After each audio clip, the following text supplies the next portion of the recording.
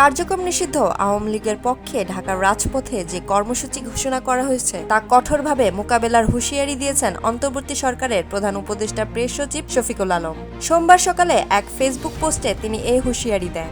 শফিকুল আলম লিখেছেন, বাংলাদেশ আওয়ামী লীগ, তাদের সমর্থকেরা এবং তাদের গণহত্যাকারী নেতা মনে করেছেন এটি ২৮ অক্টোবর ২০০৬।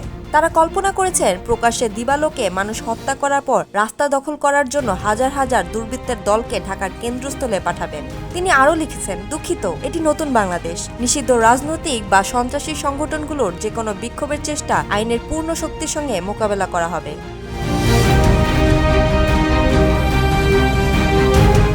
প্রেস সচিব লিখেছেন, জুলাই বিপ্লবীদের ধৈর্য পরীক্ষা করবেন না। মনে রাখবেন, এটি ২৮ অক্টোবর ২০০৬ নয়, এটি জুলাই চিরকাল।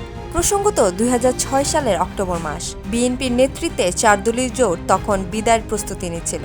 সদ্য অবসরপ্রাপ্ত প্রধান বিচারপতি KM হাসান যাতে তত্ত্বাবধায়ক সরকার প্রধানের দায়িত্ব নিতে না পারেন, সেজন্য তখন আওয়ামী লীগের নেতৃত্বে ১৪ দলীয় জোট তুমুল আন্দোলন করছিল।